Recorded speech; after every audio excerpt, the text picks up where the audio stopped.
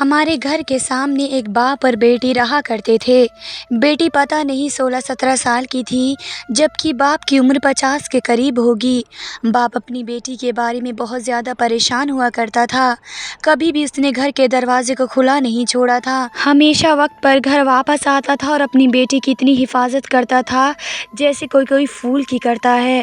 میں بھی ایک سیکنڈ میں باپ بیٹی کو دیکھتی تو میرا دل چاہتا کہ اس کی بیٹی کے ساتھ بات چیت کروں۔ ایک دن میں نے اپنی امی سے کہا، امی مجھے لگتا ہے کہ جا کر ساتھ والی سمیہ سے ملنا پڑے گا، بیچاری اکیلی ہے، وہ اسکول بھی نہیں جاتی۔ امی کہنے لگی، بیٹا یہ لوگ بہت عجیب سے ہیں، تم خبردار اگر تم اس کے گھر گئی تو۔ یہ باپ بیٹی یہاں آس پاس 5 سال سے رہ رہے ہیں، لیکن میں نے کبھی بھی اس کی بیٹی کو گھر سے باہر نکلتے ہوئے نہیں دیکھا ہے۔ عجیب ہی بات ہے، ویسے لوگ اپنی بیٹی کو پڑھانے کے لیے اسکول کالج بھیجتے ہیں، لیکن یہ انسان اپنی بیٹی کو گھر سے باہر تک نکلنے نہیں دیتا ہے۔ دیکھو اس کے پیچھے کوئی نہ کوئی وجہ ضرور ہوگی، مجھے تو دال میں کچھ کالا لگتا ہے۔ اماں کی بات سن کر میں سوچ میں پڑ گئی۔ بات تو حقیقت ہے۔ میں نے آس پاس محلے والوں سے بھی پوچھا تو انہوں نے بھی ایک عجیب سا شک ظاہر کیا۔ ایک آنٹی تو کہنے لگی، مجھے تو لگتا ہے یہ باپ بیٹی ہیں ہی نہیں، بلکہ اور ہی کوئی بات ہے، ورنہ کوئی اس طرح اپنی بیٹی کو ساری دنیا سے چھپا کر تو نہیں رکھتا ہے۔ میں نے ان کے گھر بہت بار جانے کی کوشش کی، لیکن یہ آدمی اپنی بیٹی سے کسی کو ملنے نہیں دیتا۔ میں آنٹی کی بات سن کر پریشان ہو گئی۔ اگر یہ آدمی اپنی بیٹی سے کسی کو ملنے نہیں دیتا تو کیا پتہ ہے اس کے پیچھے کوئی گہری کہانی چھپی ہو۔ میری بات سن کر وہاں آنٹی ہوا میں ہاتھ پھیلاتے ہوئے بولی، ارے بیٹا کوئی وجہ نہیں ہوگی، بس آج کل کا زمانہ ہی خراب ہو گیا ہے، تم بھی ان لوگوں سے دور رہو، یہ نہ ہو کہ تم ان کے گھر جاؤ اور کوئی مصیبت میں پڑ جاؤ۔ میں سن کر چپ سی ہو گئی، لیکن میرے ذہن میں جانے کی اچھا بڑھ گئی تھی۔ میں کسی بھی صورت میں اس معاملے کو ایسے نہیں جانے دینا چاہتی تھی۔ ان دنوں میرے ایگزام چل رہے تھے، میں پھر بھی بھول گئی تھی، لیکن ایک دن جب میں اس گھر کے دروازے کے باہر سے گزرنے لگی تو مجھے اندر سے رونے کی آوازیں آنے لگی۔ رونے کی آواز سن کر میں دروازے کے پاس ہی کھڑی ہو گئی۔ میں نے کان لگا کر سننے کی کوشش کی تو ایک لڑکی بہت تیز تیز رو رہی تھی۔ اس کے رونے سے لگ رہا تھا کہ کوئی بہت بڑی بات ہو گئی ہے۔ میں نے گھر کے دروازے پر دستک دی، دروازہ کسی نے نہیں کھولا۔ پھر میں نے گھر کے دروازے کے باہر لگی بیل پر ہاتھ رکھ دیا اور تب تک نہیں ہٹایا جب تک دروازہ کھل نہیں گیا۔ دروازہ کھلا تو سامنے وہی انکل کھڑے تھے۔ ان کے چہرے پر بہت زیادہ غصہ تھا، آنکھیں لال بہت ہو رہی تھیں۔ کیا بات ہے لڑکی، اس طرح کسی کے گھر کے دروازے کی بیل نہیں بجاتے ہیں، تمہیں ماں باپ نے کچھ سکھایا نہیں ہے؟ میں ان کی یہ باتیں سن کر پیچھے نہیں ہٹی۔ میں نے کہا، انکل معاف کیجیے گا، لیکن آپ کے گھر سے کسی کے رونے کی آواز آ رہی تھی، اس لیے میں پریشان ہو گئی، مجھے لگا شاید مجھے مدد کرنی چاہیے۔ ارے کس کی مدد بیٹا، مجھے تمہاری مدد کی ضرورت نہیں ہے، اپنی عمر دیکھو اور مجھے دیکھو، تم جا کر پہلے اپنے آپ کو سنبھالو، تم ابھی بہت چھوٹی ہو، ان معاملوں سے دور رہو تو بہتر رہے گا۔ انکل نے مجھے کھری کھری سنا کر دروازہ بند کر دیا۔ میں حیران پریشان سوچنے لگی کہ کتنا بدتمیز آدمی ہے، میں تو اس کی مدد کرنے کے لیے آئی تھی، اس نے تو مجھے ہی باتیں سنا دی۔ میں نے گھر جا کر امی کو ساری بات سنائی۔ امی بولی کہ تمہیں ان باپ بیٹی کے معاملے میں پڑنے کی ضرورت نہیں ہے، تمہیں ایک بار نہیں میں نے بار بار سمجھایا ہے، تمہیں آج اپنے باپ سے باتیں سننی پڑیں گی۔ میں آج تمہارے ابا کو یہ باتیں بتاؤں گی کہ تم بنا وجہ سے ہمدردی جتانے کے لیے پڑوس میں پہنچ گئی تھی۔ اپنی عمر دیکھو، اپنی حرکتیں دیکھو، ٹھیک کہتے ہیں وہ بابا جی، تم ان کی کیا مدد کر سکتی ہو؟ اگر مسئلہ ہوتا بھی ہے تو تم کر ہی کیا سکتی ہو؟ میں یہ باتیں سن کر خاموش ہو گئی، لیکن میں نے سوچ لیا کہ میں اس لڑکی سے دوستی کر کے رہوں گی جو اس گھر میں اپنے باپ کے ساتھ اکیلی رہتی ہے، کیا پتہ میں اس کی زندگی میں کوئی بہترین کر سکوں۔ ایک دن میں اپنی سہیلی مصباح کے گھر آ گئی، جس کا گھر اسی محلے کے اندر تھا۔ میں نے مصباح سے کہا کہ ہم چھت پر بھی چلیں گے، آج کل پتنگ کا موسم ہے، لڑکے پتنگ اڑاتے تھے۔ میں اور مصباح جیسے ہی چھت پر گئے، دیکھ کر تو میری حیرت کی انتہا نہ رہی کہ اس بوڑھے کا گھر بھی مصباح کے گھر کے ساتھ جڑا ہوا تھا۔ اس کے گھر کا صحن مصباح کی چھت سے نظر آ رہا تھا، وہاں سے بوڑھے کا گھر کا صحن نظر آ رہا تھا۔ یہ دیکھ کر میں بہت زیادہ خوش ہو گئی۔ مصباح بولی، اس میں خوش ہونے والی کیا بات ہے؟ میں نے کہا کہ اب میں اس لڑکی سے دوستی کر سکوں گی جو اس گھر کے اندر رہتی ہے۔ اچھا تو یہ بات ہے کیا؟ تمہیں مجھ سے دوستی نہیں کرنی ہے کیا؟ میں ناراض ہونے لگی۔ لگی تو میں نے اسے بھی سارا معاملہ بتا دیا۔ کہا کہ اس گھر میں اکیلے باپ بیٹی رہتے ہیں، باپ بیٹی کو کسی کو بات نہیں کرنے دیتا اور نہ ہی کسی کو اپنے گھر جانے دیتا ہے۔ اس کی بیٹی کے رونے کی آواز بھی آتی ہے۔ ہم اس سے بات چیت کر لے تو ہو سکتا ہے کہ اس کی بیٹی کو گہرا مسئلہ ہو اور وہ یہ بات سب سے چھپا رہی ہو کہ ہمیں اس کی مدد کرنی پڑے گی۔ میری بات سن کر مصباح نے میرے آگے ہاتھ جوڑ دیے اور بولی، جانتی ہو یہ گھر کس کا ہے اور تم کس کے بارے میں بات کر رہی ہو؟ اس کی بات نے مجھے بہت زیادہ ڈرا دیا۔ کیا مطلب؟ بس ایک بوڑھا باپ اور اس کی بیٹی رہتی ہیں یہاں پر۔ کیا تمہیں اچھی طرح معلوم ہے کہ یہ باپ بیٹی ہی ہیں؟ ہاں، باپ بیٹی ہی ہیں۔ وہ انکل تو یہی کہتے ہیں کہ اس گھر میں ان کی بیٹی رہتی ہے، اور تم ایسی عجیب عجیب باتیں کیوں کر رہی ہو؟ باپ بیٹی نہیں تو کیا میاں بیوی ہیں؟ ہاں، میاں بیوی بھی ہو سکتے ہیں۔ ہو سکتا ہے کہ بیوی کی عمر کم ہو اور پتی زیادہ عمر کا ہو، اس لیے وہ اپنی بیوی کو کسی سے ملنے نہیں دیتا ہو کہ کہیں لوگ اسے یہ نہ کہہ دے کہ تمہاری بیوی تو بہت کم عمر کی ہے جبکہ تمہارا پتی زیادہ عمر کا ہے۔ ہاں، ہو تو یہ بھی سکتا ہے، لیکن دیکھو جو بھی ہو، ہے تو وہ ایک عورت نا، اسے بھی تو ضرورت ہوگی کہ کوئی اس کی مدد کرے، کوئی اس سے باتیں کرے، اور پھر سب سے بڑھ کر اگر اس کی زندگی میں کوئی گہرا مسئلہ چل رہا ہے تو اسے ہماری ضرورت ہو سکتی ہے۔ اچھا ٹھیک ہے، تم کہتی ہو تو میں تمہارے ساتھ چلوں گی، لیکن مجھے نہیں لگتا کہ وہ بوڑھا ہمیں اس سے بات کرنے دے گا۔ بہتر ہے کہ ہم اپنے کام سے کام رکھیں۔ میں نے کہا ہم بھی اپنے کام سے کام ہی رکھیں گے تو اس کی بیچاری مدد کون کرے گا؟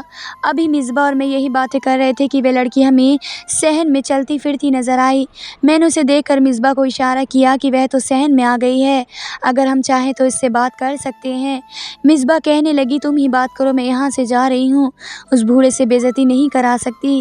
یہ لڑکی میری کچھ نہیں لگتی جو میں اس کی فکر کروں۔ مصباح کے جانے کے بعد میں نے اس لڑکی کو اشارے سے اپنی طرف سے بلانے کی کوشش کی۔ میں نے اسے اشارہ کیا، کافی دیر کے بعد اس نے اوپر مڑ کر دیکھا۔ میں نے خدا کا شکر ادا کیا کہ اس نے کم سے کم میری طرف دیکھا تو صحیح، اب اس سے بات چیت کر سکتی تھی۔ مجھے دیکھتے ہی وہ اندر کو جانے لگی۔ میں نے پھر اسے اشارہ کر کے کہا کہ میں اس سے دوستی کرنا چاہتی ہوں۔ میری بات سن کر اس کے چہرے پر ایک چھوٹی سی مسکراہٹ ابھری اور وہ سیڑھیاں چڑھتی ہوئی چھت کی طرف آنے لگی۔ اسے دیکھ کر میری خوشی کی انتہا نہ رہی۔ وہ ایک نوجوان لڑکی تھی، اسے دیکھ کے ہی لگ رہا تھا کہ جیسے کہ زندگی میں بہت سارے دکھ اس نے جھیلے ہوں اور اب اور زیادہ دکھ لینے کی اس کے اندر طاقت نہ ہو۔ میں نے اسے سلام کیا۔ میں نے کہا کہ میں تمہیں اکثر دیکھتی رہتی ہوں، مجھے لگتا ہے کہ تم بہت زیادہ دکھی ہو اور روتی رہتی ہو، مجھے تمہارا احساس ہے، کیا تم مجھ سے دوستی کرو گی؟ بولی کہ مجھ سے دوستی کر کے کیا تم بھی برباد ہونا چاہتی ہو؟ اس کی یہ بات مجھے بہت زیادہ دکھی لگی۔ میں نے کہا کہ تم ایک اچھی کردار والی لڑکی ہو، تم سے دوستی کر کے کوئی برباد کیوں ہونے لگا؟ آخر تم چاہو تو مجھ سے ہر طرح کی بات بتا سکتی ہو، میں تمہاری مدد کروں گی اور وعدہ کرتی ہوں کہ کسی غیر ضروری انسان کو تمہارا کوئی راز نہیں بتاؤں گی۔ میرے تو راز میرے ابا کو بھی نہیں پتہ ہے۔ کیا وہ واقعی میں تمہارے ابا ہیں؟ میری بات سن کر وہ ہنس پڑی۔ ہاں، وہ ہنس پڑی۔ ایک بدقسمت باپ کی ایک بدقسمت بیٹی ہے۔ مجھے لگتا ہے کہ انہوں نے مجھے اس گھر میں بند کر کے اچھا نہیں کیا، لیکن اب اپنی کہانی دیکھتی ہوں تو ایسا ہی لگتا ہے کہ ابا نے جو کیا وہ ٹھیک ہی کیا، میں اسی قابل تھی۔ میں اس کی بات سن کر کافی پریشان ہو گئی، وہ تو پہیلیاں بجھا رہی تھی۔ میرے پاس وقت بہت کم تھا، اتنے میں مصباح اوپر چھت پر آ گئی اور بولی کہ تمہاری امی تمہیں بلا رہی ہیں۔ میں اپنی امی کے ساتھ گھر پر آ گئی، لیکن میں نے سوچ لیا تھا کہ اب میں مصباح کے گھر جا کر اس لڑکی سے بات کیا کروں گی، ہو سکتا ہے کہ وہ اپنا دکھ درد مجھ سے بیان کر سکے، اپنا دل ہلکا کر سکے۔ اگلے دن میں پھر سے مصباح کے گھر آئی۔ میں نے دیکھا چھت سے تو وہ لڑکی آج بھی صحن میں بیٹھی ہوئی تھی، لیکن اب کی بار اس کی رونے کی آواز اوپر تک آ رہی تھی۔ یہ دیکھ کر میں پریشان ہو گئی۔ میں نے اسے اشارہ کیا تو ہاتھ سے اشارہ کر کے بولی کہ میں اوپر نہیں آ سکتی، اگر تم چاہتی ہو تو نیچے کی طرف آ سکتی ہوں، دروازہ کھلا ہے۔ اس کی بات سن کر پہلے تو میں ہچکچائی، لیکن پھر سوچا کہ اگر مدد کرنی ہے تو کیوں نہ پوری طرح سے کروں۔ میں چھت سے اس کے گھر چلی گئی۔ اس نے اپنے پیٹ پر ہاتھ رکھا ہوا تھا، وہ پوری طرح سے رو رہی تھی۔ کیا ہوا ہے؟ کیا تمہارے پیٹ میں درد ہے؟ کہو تو میں اپنے گھر سے دوائی لا کر تمہیں دے دیتی ہوں۔ وہ درد نہیں ہے جو تم سمجھ رہی ہو، یہ درد میری موت کے ساتھ ہی ختم ہوگا۔ اس کی بات سن کر میری آنکھوں میں بھی آنسو آنے لگے۔ دیکھو، دنیا میں ہر درد کا علاج ہے، اگر تمہیں کوئی مسئلہ ہے تو مجھے بتا سکتی ہو، لیکن جب تک تم اپنا مسئلہ مجھے نہیں بتاؤ گی تو میں تمہارے درد کا کیسے پتہ لگا سکتی ہوں؟ بس تم میرے لیے دعا کیا کرو دعا کرو کہ آخرت میں مجھے اللہ تعالیٰ معاف کر دے۔ میرا دل بہت بڑا ہے اور میرا پاپا بہت پاک دامن ہے۔ میں بہت زیادہ الجھن کا شکار ہو چکی تھی۔ وہ مجھے کہنے لگی کہ مجھے کاڑھا بنا کر دے دو۔ میں اس کے گھر کے اندر پہلی بار آئی تھی۔ میں نے دیکھا کہ اس کا کچن صاف ستھرا تھا، لیکن گھر میں عجیب سی ویرانی سی تھی۔ اس نے کہا کہ تم میرے کمرے میں چل کر بیٹھو۔ مجھے بہت زیادہ ڈر بھی لگ رہا تھا کہ اگر یہ بات اماں کو پتہ چل گئی تو وہ مجھ سے کتنی ناراض ہوں گی، کہ ان کے منع کرنے کے باوجود بھی اس لڑکی کے گھر چلی گئی۔ ایسی نوجوان لڑکیاں بھلا کب کرتی ہیں، لیکن اس لڑکی کی شکل اور اس کی دکھ بھری باتیں آپ بھی سنتے تو آپ بھی یہی کرتے۔ میں نے اسے کاڑھا بنا کر دیا، پھر اس کے کمرے میں آئی۔ میں یہ دیکھ کر حیران رہ گئی کہ غریب سے دکھنے والے باپ بیٹی کے پاس بہت کچھ تھا۔ کپڑے بھی بچھا رکھے ہوئے تھے اور یہ کپڑے کافی مہنگے تھے، اور ان کپڑوں کے اوپر موتی ستاروں کا کام تھا۔ میں نے اس سے پوچھا کہ یہ کیا ہے؟ بولی یہ کپڑے میں کبھی نہیں پہنتی۔ میں نے بھی نوٹ کیا تھا کہ اس نے خود تو گندے کپڑے پہن رکھے تھے، لیکن اس کے پاس ہر طرح کے ریشمی جوڑے تھے جنہیں دیکھ کر لگتا تھا کہ یہ لڑکی کافی زیادہ امیر ہے۔ ابھی تمہارے پاس اتنے اچھے کپڑے ہیں تو تم نے پہنتی کیوں نہیں ہو؟ میری بات سن کر وہ رونے لگی۔ بس پھر کبھی تمہیں یہ بات بتاؤں گی۔ ان کپڑوں کو پہن کر مجھے خود سے دہشت ہوتی ہے۔ میں یہ کپڑے نہیں پہن سکتی ہوں۔ اگر تم نے لے جانے چاہتی ہو تو لے جا سکتی ہو، تمہیں بہت اچھے لگیں گے۔ تمہارا رنگ بھی گورا ہے اور جسم بھی خوبصورت ہے۔ اس کی بات سن کر میں خاموش ہو گئی۔ میں کسی صورت میں اس کے کپڑے نہیں لینا چاہتی تھی، لیکن اس نے بہت زیادہ کہنے پر میں نے ایک دوپٹہ اس کے کمرے سے اٹھا لیا۔ کہا کہ مجھے بس یہ دوپٹہ چاہیے، یہ مجھے اور کہیں نظر نہیں آیا تھا۔ اگر تم مجھے دے رہی ہو تو یہ دوپٹہ ہی دے دو۔ بولی کہ یہ دوپٹہ تم لے جاؤ اور جب میں مر جاؤں تو میرے جنازے پر ضرور آنا۔ خدا کا خوف کرو لڑکی، تمہاری عمر ہی کتنی ہے اور تم مرنے کی باتیں کر رہی ہو۔ پھر اس نے مجھے اپنے کمرے میں رکھی ایک الماری کو آرام سے کھولا، اس میں کالے رنگ کی ڈائری نکالی اور بولی میرے ابا کی ڈائری ہے، ابا کی امانت ہے، انہیں دے دینا۔ لیکن اس وقت جب میں مر جاؤں، اگر میں زندہ رہوں تو اس ڈائری کو تم بھی کھول کر مت پڑھنا اور نہ ہی انہیں دینا۔ تم مجھ سے وعدہ کرو، اپنی ماں کی قسم کھاؤ، تب میں تمہیں یہ ڈائری دوں گی۔ میں نے ہاں میں سر ہلا دیا اور اس سے ڈائری لے لی اور اپنے گھر پر واپس آ گئی۔ اس کے پیٹ میں جو درد تھا وہ بڑھتا جا رہا تھا۔ میں گھر پر واپس آئی تو اماں نے میرے ہاتھ میں اتنی مہنگی دوپٹہ دیکھا تو کہنے لگی، بیٹی یہ تم کہاں سے لے کر آئی ہو؟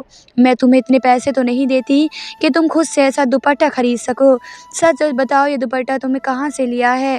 میں ماں سے کوئی بھی بات نہیں چھپا سکتی تھی۔ ڈائری کے علاوہ میں نے ہر بات اپنی ماں کو بتا دی۔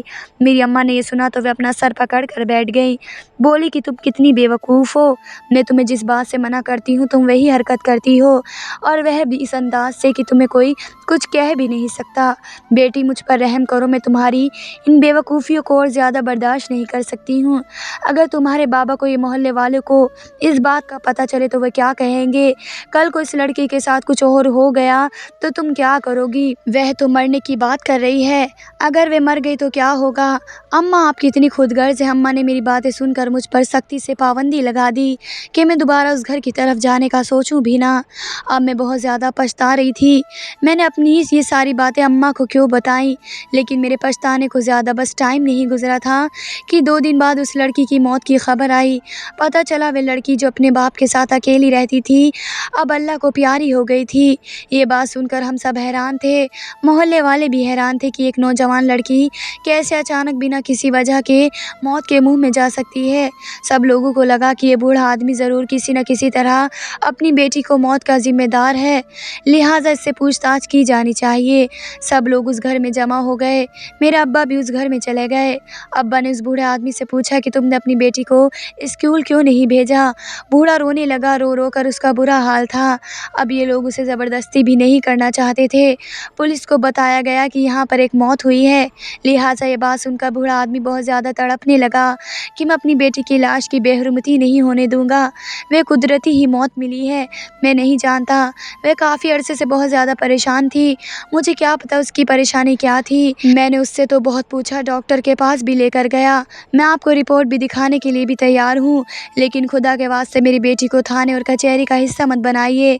अब्बा ने बूढ़े से कहा कि आपकी बेटी की लाश का पोस्टमार्टम होगा और इसकी तफ्तीश की जाएगी कि मौत कैसे हुई है। कोई भी ऐसा काम नहीं होगा जिससे कि आपकी बेटी की लाश की बेइज्जती हो। अगर आपको लगता है कि आप बेकसूर हैं तो हो सकता है कि कोई और उसकी मौत की वजह बना हो, लेकिन बिना तफ्तीश किए अपनी बेटी को दफनाने का मतलब ये है कि आप उसे इंसाफ से महरूम कर रहे हैं। ये उसका हक है। सारे मोहल्ले वालों की बातें सुनने के बाद थोड़ा उनके आगे हाथ जोड़ने लगे और किसी ने बूढ़े पर यकीन नहीं किया, क्योंकि सबको शक था कि वह ज़्यादा मिन्नतें भी इसलिए कर रहा है कि बेटी की मौत में उसका हाथ ही मिला हुआ है। आखिरकार पोस्टमार्टम के लिए लाश को अस्पताल पहुंचाया गया। पोस्टमार्टम के दौरान ना जाने क्या हुआ, जब बूढ़ा घर पर वापस आया तो वह हैरान और परेशान था। उसके आंसू रुकते थे, लेकिन किसी को ये नहीं पता था कि पोस्टमार्टम की रिपोर्ट क्या आई है।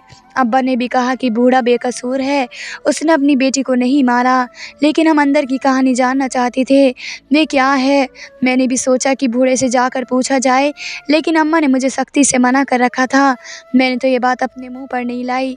कुछ दिन के बाद मैंने सोचा कि वह डायरी जो मैंने उस लड़की से ली थी, और उस लड़की ने मुझसे यही बात की थी कि जब मैं मर जाऊं तो मेरे बूढ़े बाप को ये डायरी दे देना। सोचा कि जाकर उसे डायरी देकर आ जाऊं कि ये उसकी अमानत है।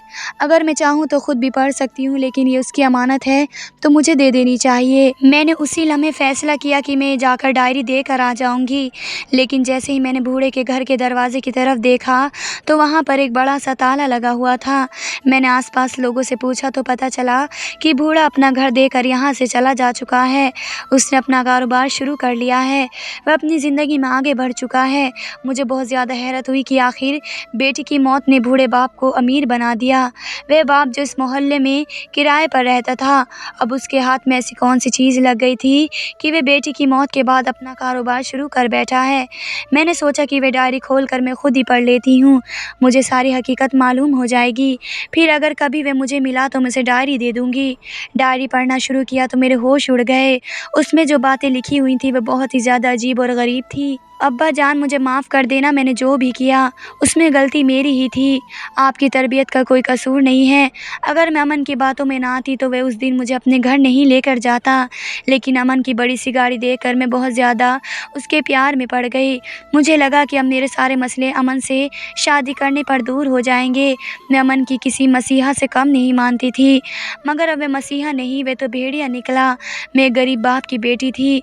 मैं जब उसके बड़े से घर में दाखिल हुई तो उसने मुझसे यही वादा किया कि वह मुझे इस घर की बहू बनाएगा, इस घर की शहजादी बना कर रखेगा। लेकिन तब जाकर मुझे पता चला कि वह तो मेरी इज्जत लूटने के लिए मुझे यहाँ पर लेकर आया है। मेरे पास और कुछ नहीं था, मैंने सामने पड़ी हीरो की चैन निगल ली। मैंने यही सुन रखा था कि हीरा निगलने से इंसान की मौत हो जाती है। वह बहुत बड़ा हीरा था, लेकिन पता नहीं कैसे मेरे हलक से नीचे उतर गया। मेरी मौत तो नहीं आई, लेकिन उसकी माँ वहाँ पर आ गई और मैं बच गई। और उसने जो मुझे थोड़ी देर उस कमरे में रखा, वह लम्हा मेरे ऊपर हमेशा की तरह बोझ रहेगा। मैं ख़ुद को कभी नहीं माफ़ कर सकूँगी। अब्बा, ये बात मैं किसी डॉक्टर को नहीं बताऊँगी। मैं चाहती हूँ कि मैं इसी दर्द की वजह से मर जाऊँ और मेरे पेट से निकलने वाला ख़जाना आपकी गरीबी को मिटा दे। मैं आपकी गरीबी की वजह से ख़ुद को कोसती हूँ, क्योंकि आप अपने 4 बेटे को छोड़कर अपनी बेटी की इज़्ज़त को बचाने की खातिर यहाँ पर आके बैठे थे, और मैंने आपकी इज़्ज़त भी तार-तार कर डाली। अब्बा, मुझे माफ़ कर देना। उस लड़की की गम और दुख का अंदाज़ा मुझे हो चुका था। सारी डायरी पढ़कर यही पता चलता है जो मैंने आपके सामने रखा है। हमेशा अपने बाप की इज़्ज़त का ख्याल रखें, क्योंकि बाप बेटी की इज़्ज़त पर आँच न आने की खातिर पूरी दुनिया से लड़ता है, और वही बेटी अगर अपने बाप की इज़्ज़त चंद लम्हों में दुनिया के आगे ही गंवा दे तो उससे ज़्यादा बदकिस्मत कौन हो सकता है। धन्यवाद दोस्तों।